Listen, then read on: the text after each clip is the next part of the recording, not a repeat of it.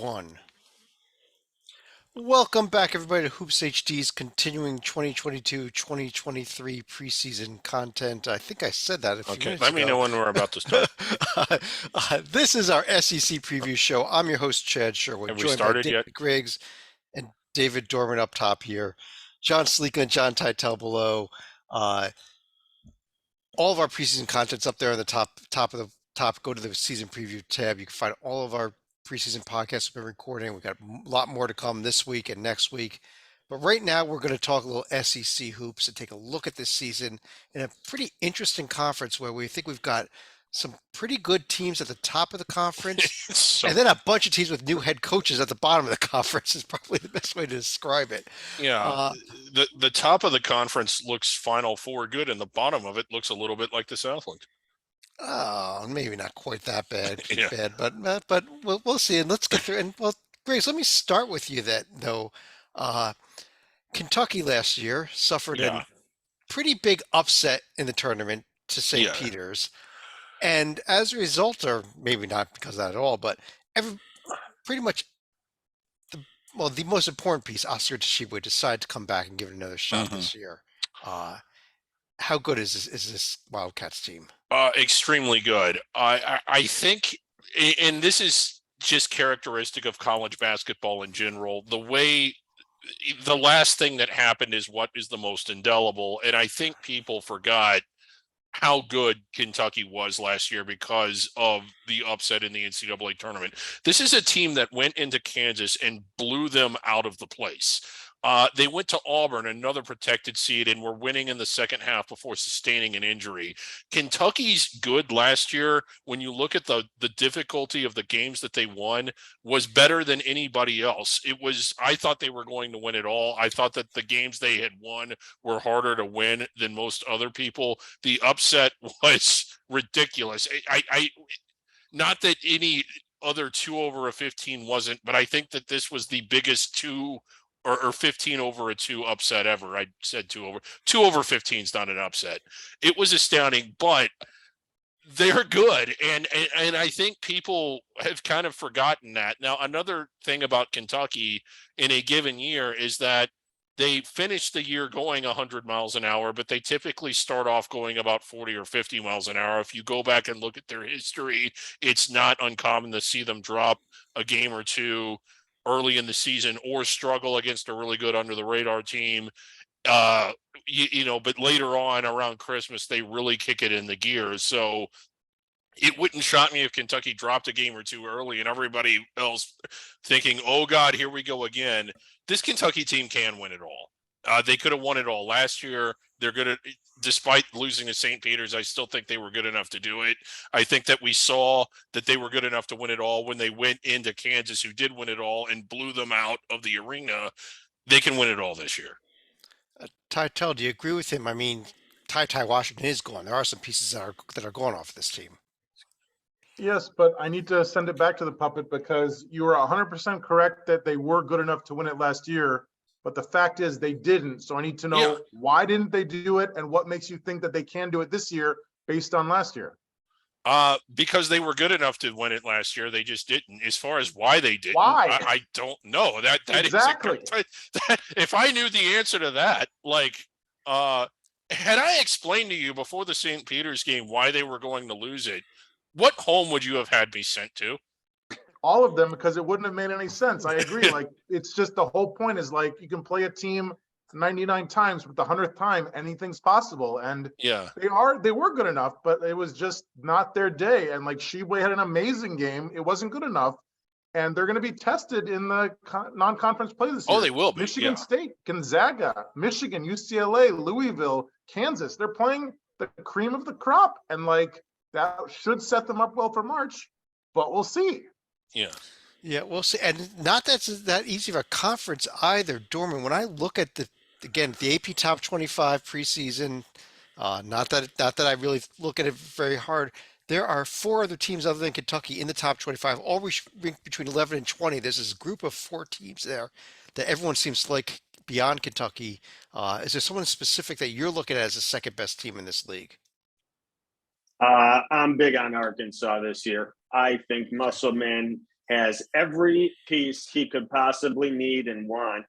I'm not the biggest follower of the recruiting and the recruiting trail, but from everything I've heard and from people that have seen him play in the gym, this freshman Nick Smith that Musselman has got to Fayetteville is absolutely electric. They say this kid can do it all on offense and on defense. Musselman loves his pressure defense.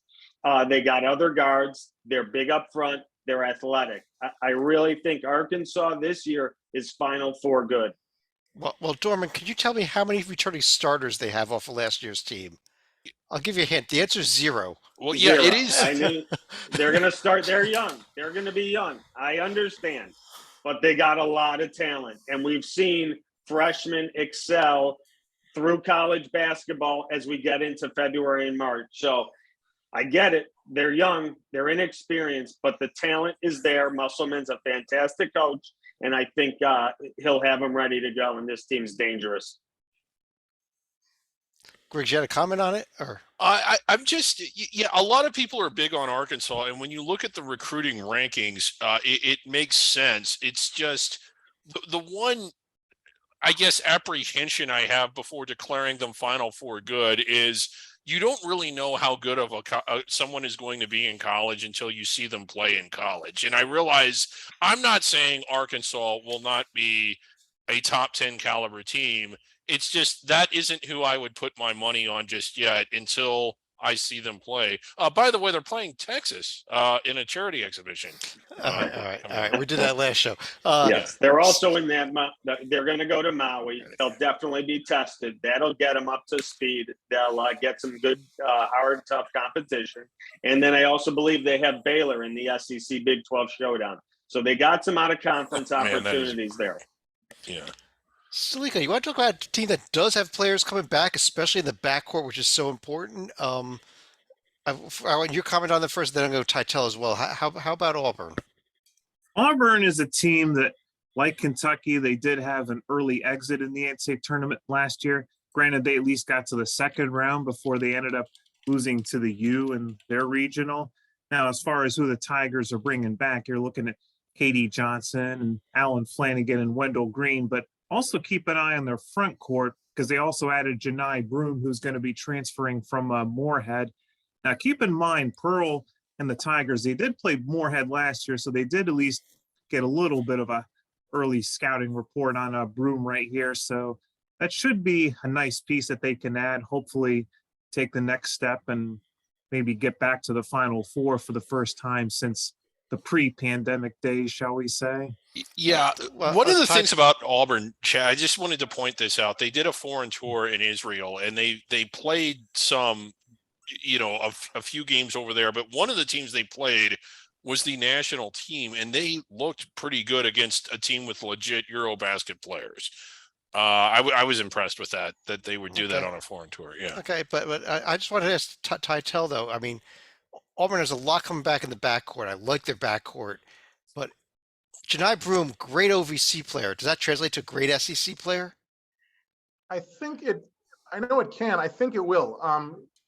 Pearl had Walker Kessler coming over from North Carolina, albeit a completely different situation in terms of a McDonald's All-American top 10 recruit going to play for a top 10 team and stuff. This is different, but we're talking 2021 Conference Rookie of the Year, 2022 Conference Defensive Player of the Year, set a school record with 131 blocks, 4th in the nation in double-doubles, and during the aforementioned tour of the Holy Land, he scored in double figures in all 3 games against top-level talent. I think the kid is going to do just fine in the SEC.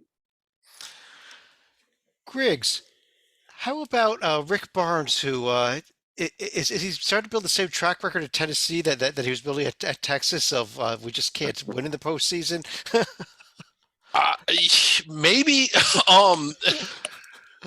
It seems like, he did go to a Final Four at Texas. It seems like that they were just kind of wildly inconsistent, but I kind of like what they have this year. I know they went out a little bit early last year based on their seed, but like with all that talent coming back, I know that I'm the first one to pick on teams that continue to go out early and go out early and go out early. I've done it to teams like Creighton and in the Tennessee too. For some reason, I don't know why. I just think this year might be different for the Vols. I think I'm picking them higher than when I normally pick them, and I'm normally not a believer in Tennessee, but I really like them this year. Well, the big question, Dormaster, at Tennessee is, do they even care about basketball right now after they beat Alabama in football? They've got Georgia coming up in 2 weeks. Oh my God. Did Yeah, I you can- see Tennessee's Midnight Madness? It was bananas. They were on the field. They turned yeah. That was football. Yeah, Dorman, go before- ahead.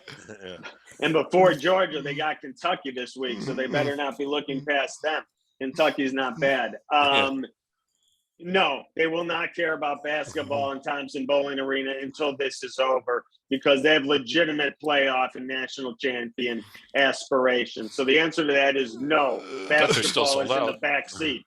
But with Viscavi and stuff back, this is a good team, though. I think we'll. Oh, yeah. I expect this team to do very well all season long. They'll be in the top few spots in the SEC. And then the question will be, how can they do in March? Barnes has got to get they just seem to fall away from what they've done all year when it comes to March, whether it be the matchup or what they got going on. They need to do what they do all year and move and play the defense they have and exert the passion and the presence they are all year. For some reason in March, his teams always seem to lose that. Yeah. They'll be sold out. Like Tennessee does support basketball in a huge way. Women. Titel, the Crimson Tide. The question I think with him is, can they survive these first couple months until Quinterly gets back healthy, assuming that he's going to be back healthy, hopefully by SEC play, if not earlier. I don't know if there's any recent updates on him, but how about this Alabama team this year?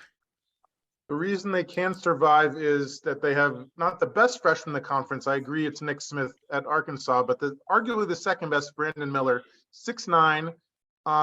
Alabama took an international tour this year as well. He averaged over 20 points a game as a freshman, playing for the first time with guys like he barely knows. John, where'd they go? I'm sorry to interrupt, but where'd they go? Man, that's not on my stat sheet, but a great question. So he was not just I don't know the answer. Yeah. He was not just the Tennessee Gatorade Player of the Year once, but twice, and somehow they couldn't keep him down in Tennessee. His dad played tight end for Alabama back in the 90s, so I assume that was a big reason, but I think he's going to be a lottery pick, and I think he's going to be a one and done, and I think he's going to get it done this year. Stalika, we love Uncle Buzz here on HoopsHD. Yes. How about Texas A&M this season? They had a lot of wins last year but it was in the NIT that they ran up a lot of them at late. Can this team be the big dance this year? And how good are they? It was the best of times last year. It was also the worst of times. I know we as a selection committee like to say we don't like to take certain things categorically, but an 8-game losing streak for the Aggies ultimately may have done them in, despite putting together a frantic run in the SEC conference tournament. But we're not going to speak much about the NIT from last year, though. But if you're looking at who's going to be coming back for A&M, they only lose a couple guys from last year. They're still going to have Henry Coleman III, Wade Taylor IV, Tyrese Boots Redford I. So there is definitely going to be the potential for A&M to make the field this year and hopefully make it a couple rounds into the tournament this year. Yeah, I think this might be Uncle Buzz's best team ever at A&M, Griggs. For sure. Like they were just total garbage the last 3 or 4 years before that. So as good as they have been at times in the past, they had not been good in the last 3 years. To give you an idea, they were outside of the Ken Pom top 130 for the past 2 years, and last year they were 33rd. So a massive improvement. I know that they had some pitfalls. They missed the NCAA tournament. I think this is a tournament team. I think they're in the top half of the bracket wearing white. Quick note here from Titel. that Alabama tour was Barcelona and Paris. So Okay. we got our great stats checkers on here. We got Yeah. those answers. Anything else you want to know, Puppet? Yeah. No, I was just wondering who they play. Like Barcelona's got some really good teams. I think The we've Eurobasket champions came from there. So as we get past these top 6 teams of the conference, we start getting into the group of teams in this conference that has all the new head coaches. And Taitel, I want to start with you because I think you had a chance to speak to one of the new head coaches today and ask you about this Mississippi State team. I did. Chris Jans. I'll try to get it posted tomorrow on the site. Super nice guy, a fascinating resume. So back in the late 90s, in his second year as a junior college coach, he won a national championship. Then he goes to Wichita and was an assistant on that 35-0 team that lost at the buzzer to Kentucky back in 2015. Then he goes to New Mexico State and just wins conference title after conference title. He upset UConn last March, which was a big reason he got the job at Mississippi State. Cupboard's a little bare. They do have Tolu Smith, 6'11", averaged 14 points a game and shot almost 58% from the field. But very nice guy, and I think it's going to take a little bit of time, but he's won everywhere he's went, so I think this is a good hire. You're not thinking bubble team this year, though. Maybe the AC8 bubble, but no, I don't think this is an AC8. Dorman. he's a good coach. Dorman, I like him too. Another team with a new head coach, the Florida Gators and Todd Golden. Could he have a bubble team or an NCAA tournament team this year? To me, yes, Chad. Florida is the one team with a new coach in this conference that's got the best shot at an at-large bid. The cupboard is not completely bare here. Mike White maybe got a raw deal. He is bringing in Kyle Lofton, who is a transfer from St. Bonnie's, who played, I think, for about 7 years at St. Bonnie's. But he brings to the team a stable presence, a point guard that has been there before. He's not going to get rattled in these hostile SEC environments. He'll be able to lead them on the floor, calm all the youngsters' nerves. And if there was one team with a new coach in the SEC going to the tournament, my money's on Florida. Yeah, Colin Castleton back as well here on this Gators team. I agree with you. I like that pick to be definitely at least a bubble team. Stalika, if we're talking new head coaches, how about Matt McMahon coming over from Murray State to LSU? Can he clean up this mess down there? Well, let's hope the IARP doesn't end up hammering LSU. Although if you look at some of the past cases they've had, I don't expect that to be quite the case. But if you look at what McMahon has on the table right here, he was able to get a couple of his key players from Murray State to join the ship down in Baton Rouge, but they're probably going to need a lot more reinforcements and a little more time before they become a serious threat to anyone in the conference. Yeah, I do agree with you on that. Titel, there are a couple teams that do have coaches back actually that we did not discuss yet. One of them being Ole Miss and Kermit Davis's team, and this is a team that I like to have Rocco on the shows because I like to ask him about teams that I have no idea how to read going into the season. But I'm going to throw this question to you instead because he's not here tonight. I can't figure out this Ole Miss team heading into the season. I don't know if they're any good or not. They are not, but okay. I mean, I like Matthew Morrell. He averaged like just a handful of points a freshman, tripled that to 12 a game last year, and he scored 25 against some team named Kentucky. So like decent, but yeah, I think that even though we have an established coach rather than a bunch of all the new coaches, I don't love the roster, and the schedule is actually decent. They don't play a ton of top 50 teams in non-conference play besides Memphis on the road. So they can pile up some wins in November and December, but I don't think they're going to win a lot in January and February. I'm just kind of looking for the team that may be able to be the best of this group on the bottom here, and I just kind of look at a team with a few players back here that we'll see. I don't know that they're a tournament team. I don't think I'm going to claim that by any means. Griggs, let's stick with one other team that has a returning coach as Vanderbilt begins life after Scottie Pippen Jr. Yeah, that is a big loss. This was a Vanderbilt team that I had no faith in at all last year. And while like making the NIT isn't exactly setting the world on fire. It was a hell of a lot better than what I thought they would be. And they went a few rounds into it. They're without him. I think they have their other, I think they returned 3 of their top 6 players or something like that. And they do have some pieces, and I'm not going to say that they're going to contend for a spot in the NCAA tournament, but I'm not going to totally dismiss them either. And I think that they can be better than a lot of the teams at the bottom of the league, and I don't think they're going to be the doormats. I don't mean this as a backhanded compliment, or I was legitimately impressed with Stackhouse and Vandy last year, because I just thought they were going to be terrible. I'll kind of agree with you there. Dorman, we've got 3 other teams we haven't mentioned yet. Let's do them. Throw one of them out here at you. How about Mike White coming in to clean up the Tom Crean mess at Georgia? John, what the hell was he thinking? Quite a mess. One of the crazy situations in the coaching carousel last year. HoopsHD did not have Florida in our final projection, but there was bubble talk and bubble discussion. They were definitely in the mix, maybe. That happens on Selection Sunday. So Florida, Mike White's in charge. They don't get a bid. Before he goes to bed that night, he's the new coach at Georgia. It's an incredible situation of switching teams into the same conference, but he gets the job at Georgia. I don't think Florida gave him enough time. I think they were a little quick on the hook. They like Todd Golden. I understand why. He did great at San Francisco, but I think Mike White has a lot to offer. And in due time, I think he can get Georgia in this program in the right direction, but it's not going to be this year. There's not much left here outside of, I believe it's Terry Roberts, the guard. He can score a little. After that, it's not great. Stalika, coming over from your state of Ohio, although the other side of the state there in Cleveland State, Dennis Gates moving over to Missouri. Your thoughts on Missouri this year?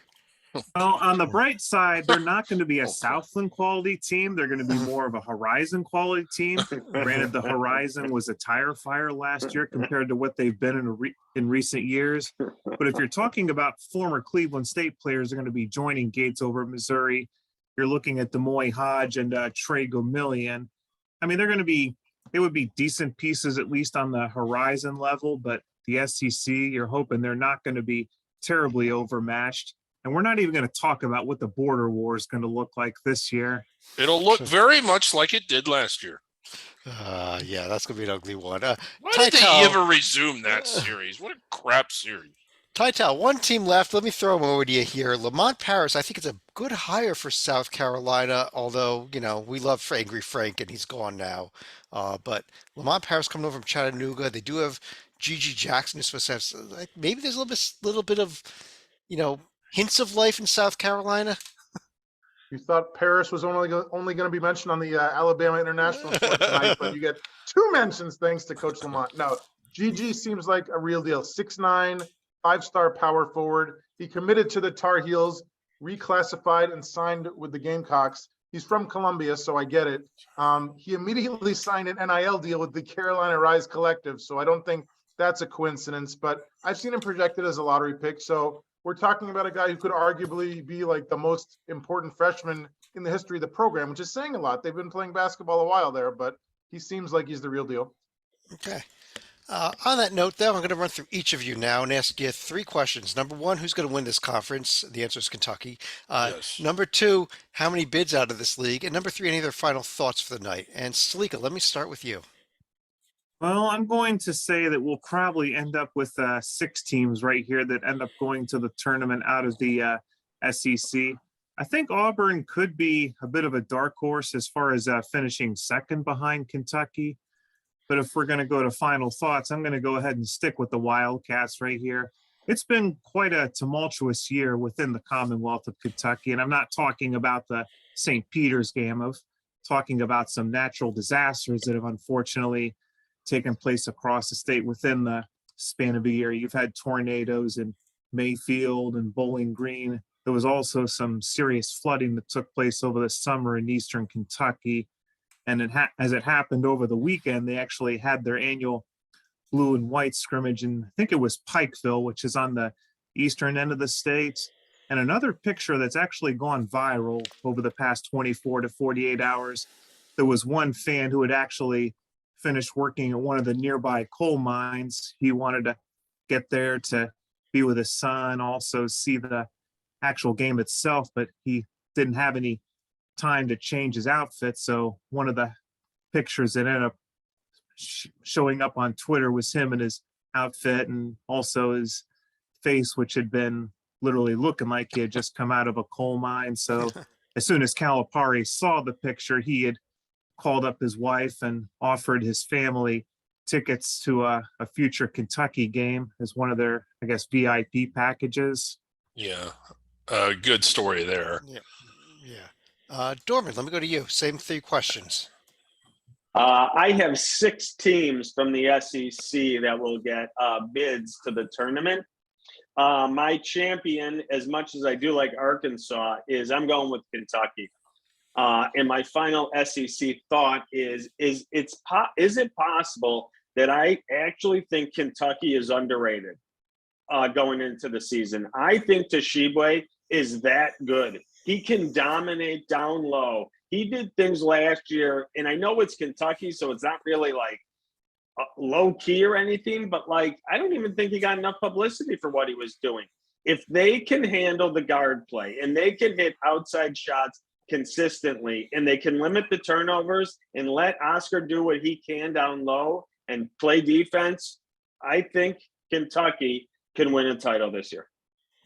Can win the title. All right. Titel, same 3 questions. I'm setting the over-under at 6.5, and I'm taking 6. Ooh. I think Kentucky, Tennessee, Auburn, Arkansas, Alabama are in easily. As far as the 6, I think I'm going to go with Uncle Buzz. I like what they did last year. I know they lost a lot, so a big question mark. As much as I don't like Florida with the first-year coach, I don't like LSU with the first-year coach. Like, there's just too much uncertainty there. As far as who wins it all, I think Kentucky, but I'm telling you, do not sleep on Arkansas because they're using the Kentucky formula, which is bring in like 3 McDonald's All-Americans, throw them out there, and by the end of the season, hopefully they're playing like lottery picks. As far as the final thoughts, we already talked Phillies last time, so we're going to talk about Tshiebwe this time. And he had such an amazing year, as has been said. First SEC player to ever be the unanimous National Player of the Year. Not Shaq, not Anthony Davis, it was Tshiebwe. Led the country in rebounding, set a school record with 28 double-doubles.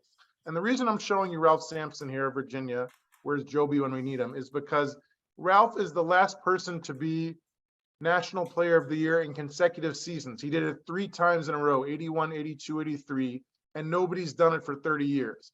I don't know if Tshiebwe is going to do it, but I think he's going to do it. He's that good. It's not just the rebounding. He can score, and he steals and blocks. Like, he does everything. And he's going to be the focus of the offense with all the young guys around him. So, Ralph, move on over because I think you're going to have some company.